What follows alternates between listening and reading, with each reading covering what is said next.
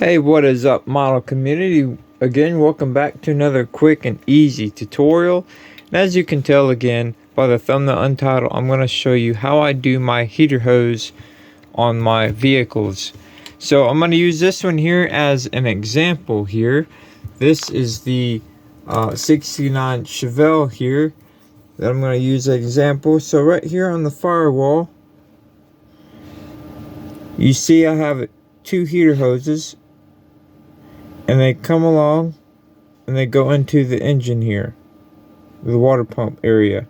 Okay, also right in here, hopefully you guys can tell, I have like little bitty clamps. Okay, and on the back side of the firewall, it's just, that's what it looks like. It's just wire, 16 gauge I believe it is. The easiest way to get the right size wire is to look at your radiator hose for comparison. You don't need nothing bigger than radiator hose and nothing smaller than your spark plug wires.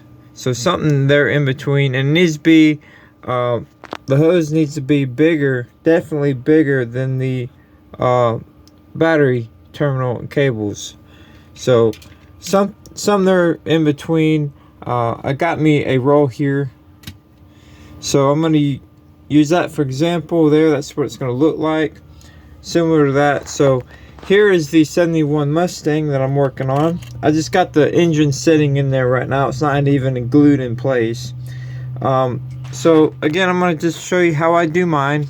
I'm sure there's several different ways of doing this, but all I do is, again, I get a spool of this, fairly cheap.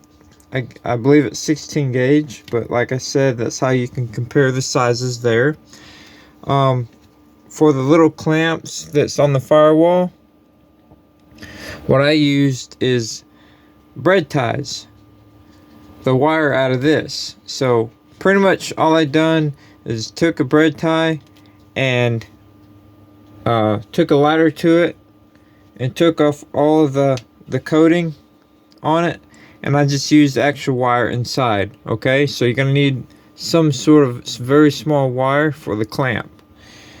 Now once you're ready to put your firewall in, like I said, my engine isn't even glued down or nothing. I just got it somewhere in place where I can figure out the position of everything. So once you've got that in there, then you're gonna get your firewall. And then you're going to position your firewall into place. Okay, once you've got it all positioned exactly like it needs to be, then what I like to do is I like to take a pen or something and mark out where the heater hose needs to be. So right here, I already drilled two little holes, but I'm going to show you here. So right there, I went ahead and marked it, pulled this out, and then I took my pin vise and drilled in right here. I got two little holes there. So these two little holes here, once you've got them nice and cleaned up, then what you're going to need to do is go ahead and take the back side and make sure that it's nice and drilled through. Okay, then go ahead and grab your wire, cut a good bit off, and set this back into place. Doesn't have to be perfect, just set it somewhat in place so you can get a little bit of an estimate. And take your wire and kind of put it right there so you can kind of guess the length of it. So I'm going to need mine about right there. So I'm going to cut it off right there. And then the other hose is going to be somewhat similar to that length. So just go ahead and cut two pieces off. The longer it is, the better it is. That way you can just cut off the little extra. And then as you see on this one here, all I done was I took the wire and put it in the back of that firewall, and I just bent it and glued it.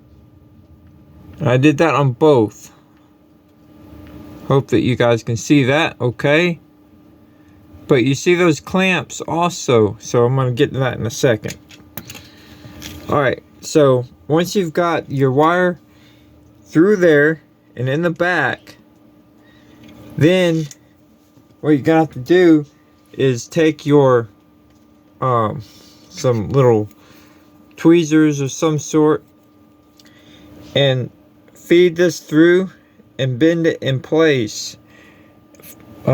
Place it behind your alternator or wherever that needs to be, and make sure that you have some sort of sag in it. Don't make sure that it looks natural, not stiff. So bend it in place and everything, and find out where it needs to go. Then all you got to do is just snip it and dab a super glue and glue it in place. Alright, so once you've got that, well, before you glue this in place, make sure that you put your clamp on. Now, all I've done with the wire, remember I took the coating off, is I took just a very short piece and I wrapped it around my tweezers here. I squeezed it, and then I just very carefully wrapped it around there and sized it up to the wire here. Or you can just wrap this here around this wire to get the shape, and you need it a little bit loose, that way you can slide it up through there. Now either way, you could go ahead and put the clamp on it before you run it through here, that way you don't have to snake it all the way through up. You can just put it right in here, boom, there you go. But that's how I do that. So all I done was I just wrapped it around and squeezed it in place, and just a dab of glue on the bottom. So that's the clamp there. And then again, I just snake this through and glue that right into place, and that's simple. There's really nothing else to it. I hope that you all enjoyed this tutorial or walkthrough or idea. Like I said, I know there's others out there that can probably explain it a little bit better than me, but hey, what you see is what you get on my channel. I hope that you all enjoy it so far. Please let me know in the comments. Thank you all for watching, and I'll see you all next time.